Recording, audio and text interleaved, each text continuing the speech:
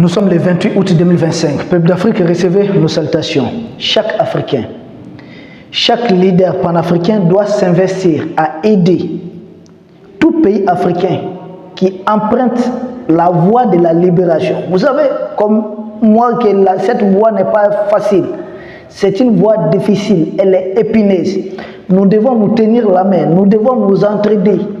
Les colons entre eux là, ils font bloc ensemble. Étant divisés, nous allons faire les jeux des impérialistes. Et nous ne devons pas tomber dans ces pièges. Pourquoi nous le disons? Regardez Emmanuel Macron mobiliser toute la fameuse Europe derrière Zelensky, prétextant qu'il s'agit d'aider Zelensky. Or, ils sont en train de l'utiliser. Mais ça, c'est leur histoire là-bas. Mais ici en Afrique, pour aucun prétexte, parce que souvent nous voyons certains Africains, mêlez-vous de tels problèmes, de tels... Non, l'Afrique c'est un seul continent. Celui qui ne veut pas que les Africains soient vraiment unis, il peut déménager, il peut aller ailleurs. C'est pourquoi tout pays africain qui emprunte au moins la voie de la libération, il faut encourager cette voie. Et la République centrafricaine, en matière de coopération militaire, doit jeter un coup d'œil du côté des pays de l'AES. Nous avons tous en commun la coopération avec des partenaires sincères tels que la Russie. Mais là, au rythme où nous voyons certains impérialistes approcher, parce que pendant qu'au Mali, nous sommes en train de... Aujourd'hui, j'y ai été invité. C'était la sortie de la 4e promotion de l'école de guerre. Cette école de guerre a été créée pendant cette transition, pendant cette révolution en cours au Mali, par des Maliens, grâce aussi au conseil, à des partenaires sincères. Et d'ailleurs, là-bas, j'ai vu nos partenaires qui sont très sincères. Il faudrait saluer la Fédération de la Russie, saluer les Chinois, saluer les Turcs, saluer des partenaires sincères dans le cadre de cette lutte de libération. Et c'est une école de guerre qui est malienne. Et cette promotion, j'ai vu qu'il y avait à peu près 25 officiers, des colonels, qui ont terminé leur cursus. Imaginez 15 Maliens, 5 Burkinabés, 5 Nigériens. Voici l'unité africaine tant rêvée. Et cette unité africaine, nous sommes convaincus que nous allons la construire. Pas l'Union africaine, elle c'est la désunion. La vraie unité africaine, comme vous voyez, nos militaires formés ensemble, se battent ensemble. Nous envisageons une banque ensemble, c'est-à-dire on planifie tout ensemble. Et les États-Unis d'Afrique, ça serait bel et bien une réalité. Faire de l'Afrique même un État fédéral, s'il le faut. C'est pourquoi notre pays frère, la République centrafricaine, qui avait emboîté qui avait emprunté une très bonne voie avec le risque. Mais nous voyons les hiboux, les impérialistes, les charognards rôder autour d'eux. Parce que pendant ce temps, le 23 août, là-bas au camp Kassai, en Centrafrique, il y a eu 40 officiers comme ça aussi qui ont terminé leur formation. Ça a été d'ailleurs, cette cérémonie de sortie, ça a été d'ailleurs coprésidé par le commandant de l'UETM RCA et puis un officier, le colonel centrafricain. Il y avait d'autres officiers également. Mais pourquoi ça nous a tiqué tout de suite? Et nous demandons à nos frères de la République centrafricaine de regarder du côté des pays de l'AES. Nous, aujourd'hui, grâce au partenariat sincère que nous avons avec ces pays qui nous aident à nous libérer, tant au niveau diplomatique, combien de fois la Fédération de la Russie, la Chine ont utilisé leur veto pour bloquer des projets néfastes de la junte macronienne contre notre pays. Ce n'est pas que les volets militaires, les volets diplomatiques qu'ils essaient de cacher. Il y a des volets économiques importants, mais les volets militaires, intéressons-nous à ça. L'ITEM. Mais ces gens-là étaient ici au Mali. Ils étaient là, soi-disant qu'ils allaient former nos militaires à combattre les terroristes. Vous avez la formation, c'était autour de quoi? Prenez un bout de bois et dites pam pam pam pam pam pam comme ça. Rien. On manquait de munitions, on manquait de tout, pas d'avions de combat. Mais de notre partenariat avec la Fédération de Russie en si peu de temps, parce qu'il faut qu'on sache qui sont nos alliés dans le cadre de la libération. En si peu de temps, le Mali aujourd'hui a combien d'avions de combat? Nous avons combien d'hélicoptères, de transports de troupes et de combats? Nous sommes dotés de combien de drones? Nous sommes dotés de combien de véhicules blindés? À tel point que les terroristes sont dépassés jusqu'à ce que leurs maîtres soient en train de les doter des drones de Zelensky via la Mauritanie et l'Algérie. Sans cela, là, on allait, maintenant, ça va trouver qu'on a fini avec le terrorisme. Mais les terroristes, là, ceux qui étaient là, ils sont déjà neutralisés. C'est des mercenaires qu'ils envoient maintenant dotés des drones et d'autres engins lourds. Oui. C'est pourquoi, quand je vois un pays frère collaborer avec les gens de l'EITEM, ce n'est pas leur général de brigade Oros, le commandant en force de l'EITEM là-bas, qui dira le contraire. Au Mali, ils n'apprennent rien de bon. C'est pourquoi on a expulsé toutes ces forces du mal. Quand je vois les fameux casse-blés qui étaient au Mali, ici, MINUSMA, qui étaient déjà antérieurement en Centrafrique et qui continuent d'être là-bas comme MINUSCA, où il y a eu tous les massacres à leur présence. Quand nous savons que des militaires de la junte macronienne ont été pris, voulant attenter même à la vie du président centrafricain, si nous voyons les mêmes retours revenir, dire qu'ils vont former des militaires centrafricains, hey, ça nous interpelle. Ça nous interpelle pourquoi? Parce que tout cela a lieu à une veille électorale.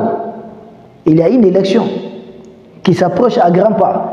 Or, la présence des pseudo-formateurs, c'est une façon de mettre pied dans le système de défense de la République centrafricaine. Or, ne nous trompons pas.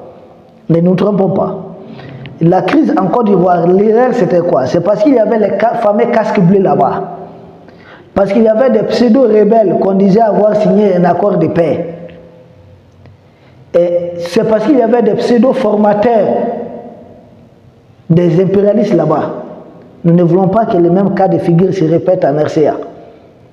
Parce qu'une fois que ces gens-là sont chez vous, ce n'est pas pour faire du bien. Il faut déconseiller totalement. Hey, qui a déjà mordu Mordragoui? Les mêmes là, depuis l'indépendance de ces pays. Si la République centrafricaine est dans cet état, c'est à cause d'eux. Qui a éliminé le président Barthélémy Bogana?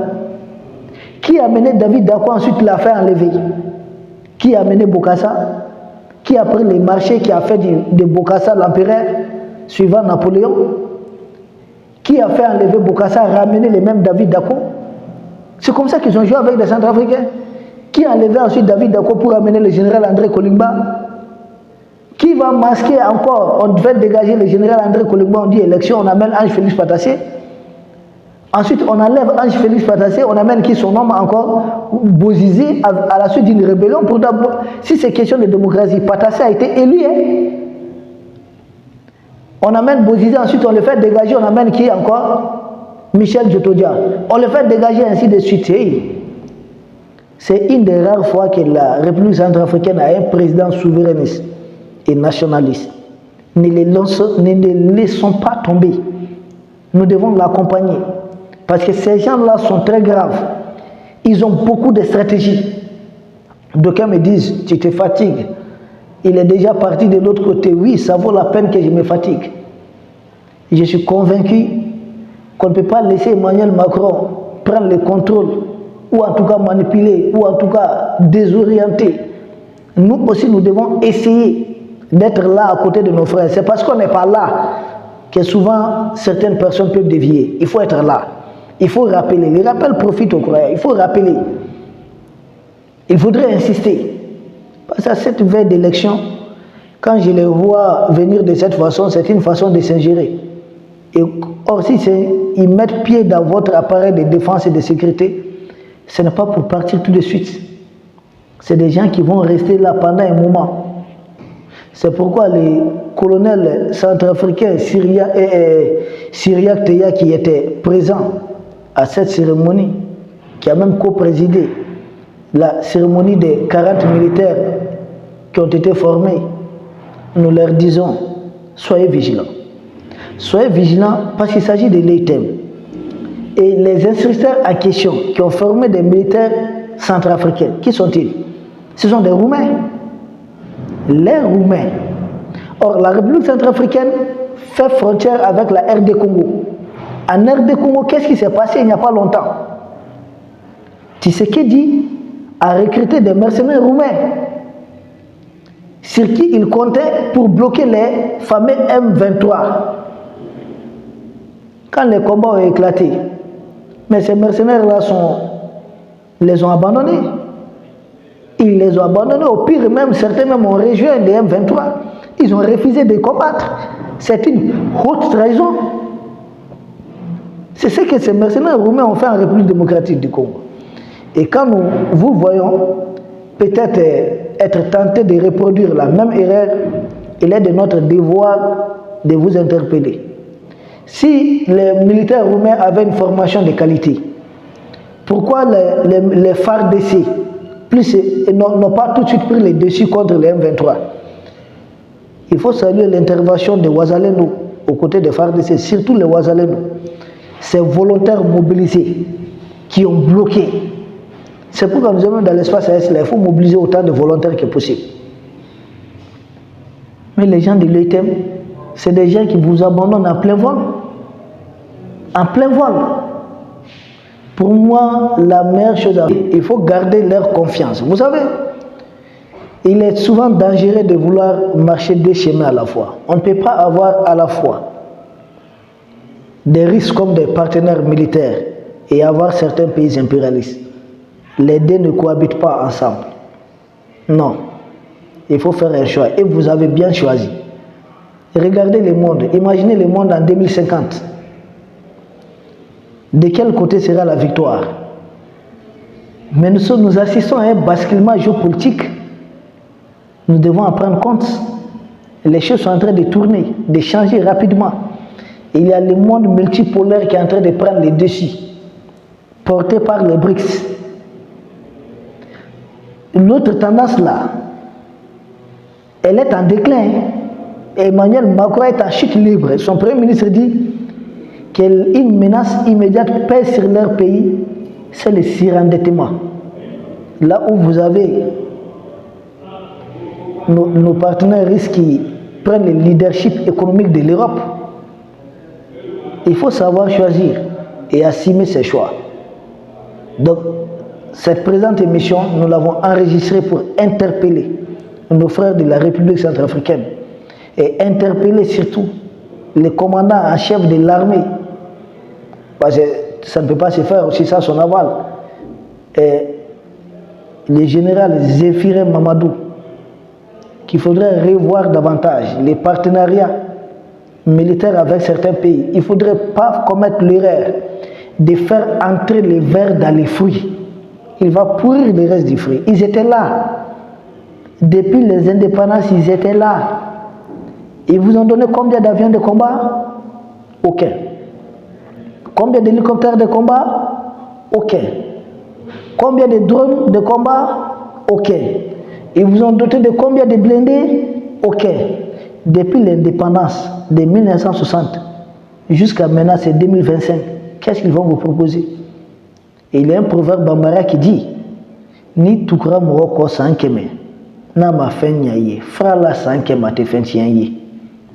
Si vous suivez la même personne pendant 100 ans, la personne ne vous apporte rien de positif, éloignez-vous de cette personne, dira 100 ans, ça ne vous gâtera rien. Sur ce, peuple d'Afrique, je pense que le message est compris, parce que combien des années on est avec ces gens, on parle, si on ajoute même le temps de la colonisation, on ne parle pas d'un siècle quand même. On est au-delà d'un siècle. Si on ajoute le temps de l'esclavage, qu'est-ce que ça nous a apporté? Rien. Qu'est-ce que ça nous a apporté concrètement? Rien. Donc nous pouvons nous éloigner de ces gens. Et il est faux, c'est un impératif. Nous appelons les autorités de la République centrafricaine à beaucoup se méfier de ces gens qui viennent comme des nouveaux partenaires. Ils étaient là. La jeune française ne fait rien du bon. Nous vous remercions et nous espérons vous retrouver très bientôt, demain sans doute, pour un autre sujet au sommet de l'actualité que nous allons essayer de décortiquer avec vous. D'ici là, portez-vous bien. Merci.